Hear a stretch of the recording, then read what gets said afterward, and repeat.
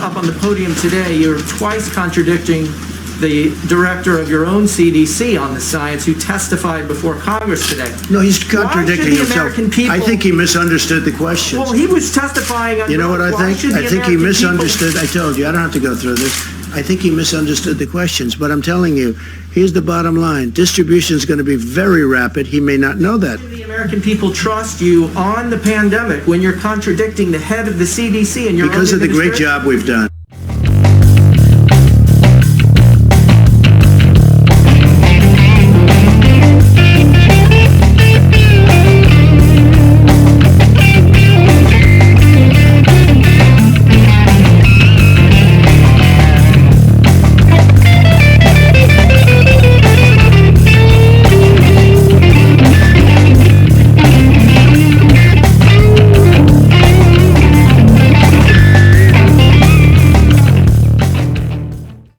This was our prediction that if we do a really good job, we'll be at about 100,000 to 240,000 deaths, and we're below that substantially. That would be if we did the good job. If the not so good job was done, you'd be between 1.5 million. I remember these numbers so well, and 2.2 million.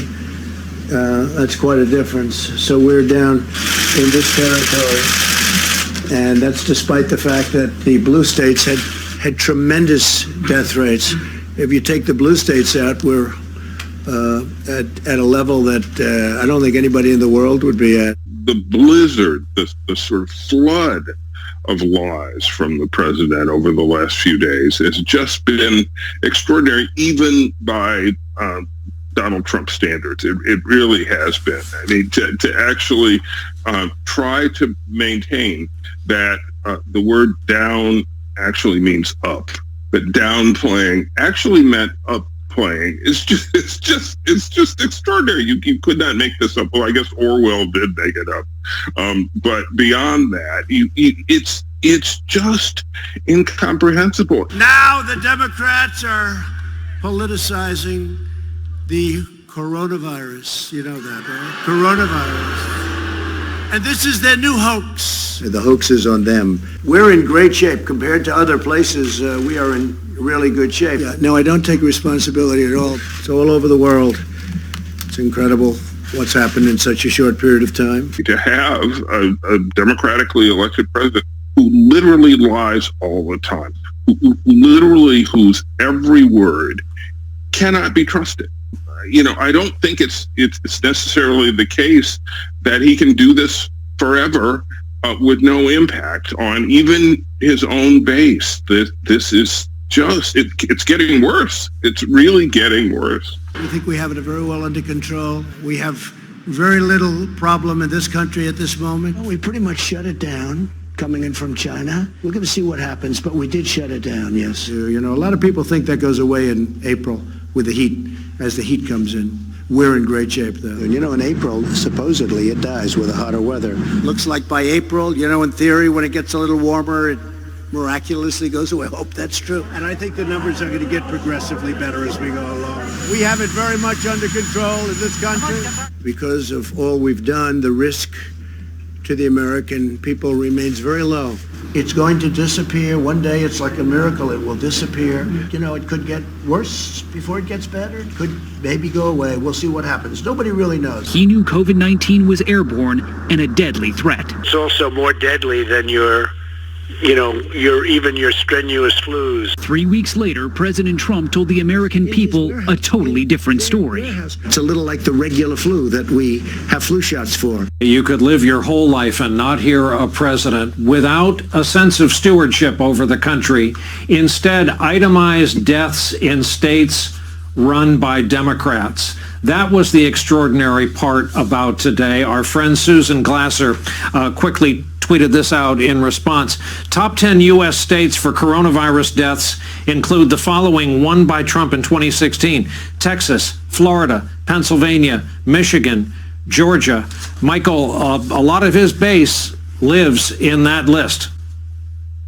They do, and they don't care.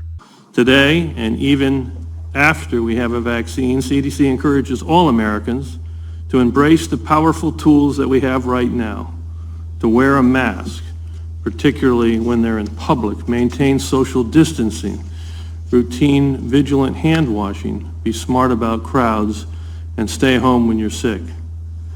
And as we move into the fall, we're adding one of the most significant scientific contributions to medicine to our evidence-based mitigation strategies, flu vaccination. Flu vaccine is safe, and CDC encourages Americans to embrace flu vaccine with confidence for themselves, their families, and their communities. These simple actions combined could help this nation avert a very difficult fall, lessening the burden on our healthcare system and saving lives. Dr. Redfield, your comment? I'm not going to comment directly about the president, but I am going to comment as the CDC director that face masks, these face masks are the most important, powerful public health tool we have. And I will continue to appeal for all Americans, all individuals in our country, to embrace these face coverings. I've said it, if we did it for 6, 8, 10, 12 weeks, we'd bring this pandemic under control. These actually, we have clear scientific evidence they work, and they are our best defense. I might even go so far as to say that this face mask is more guaranteed to protect me against COVID than when I take a COVID vaccine, because the immunogenicity may be 70%. And if I don't get an immune response, the vaccine's not going to protect me. This face mask will. So I do want to keep asking the American public to take the responsibility, particularly the 18 to 25-year-olds, where we're seeing the outbreak in America continue to go like this, because we haven't got the acceptance, the personal responsibility that we need for all Americans to embrace this face mask. Once again, I think you've refuted the president more eloquently than I've heard. Tonight, saying that is incorrect. I called him, I said, what did you mean by that? And I think he just made a mistake. He just made a mistake. I think he misunderstood the question. Former Vice President Joe Biden said the disconnect between the president and his top health officials is harming the country. Let me be clear. I trust vaccines. I trust scientists, but I don't trust Donald Trump. And at this moment, the American people can't either. Biden also took issue with the president's claim that he should have called for masks to be required nationwide. I found it fascinating the president said, and Biden didn't put in a mask mandate. I don't know how old he is, but I'm not the president. He's the president. To Gene's point, I've talked to enough of them over the last few days. I'm exhausted. I'm exasperated. You know, at this point, it's like save who you can save. Because there's only so much you can do. There's only so much you can say. The fact that we have to literally beg people to wear a mask to save their own dumbass from getting sick. I'm sorry. I just, to me, it is beyond the imagination. I'm with John Heilemann. I am just so exhausted with this president at this point, in the face of what we see happening on college campuses right now, as we turn into fall. We all knew this was coming, and yet this administration has done jack about it. This president stands at a podium today and not only contradicts his CDC director, but basically says he perjured himself under oath before Congress, because he is saying something different from Donald Trump. The CDC director is telling us the truth, and Donald Trump is literally lying to us. And yet 40% of the country looks at it and goes, yeah, I'm with stupid. So look, America, at this point, you have a stark choice in the face of everything that's going on. I don't know what more you can take before you say you've had enough, because my heavens, this is too much for a country to go through, between trying to stop elections from taking place, 200,000 Americans dead with nothing more than just a count on a board for this president, to what we see happening now. You have to make a stark choice this fall.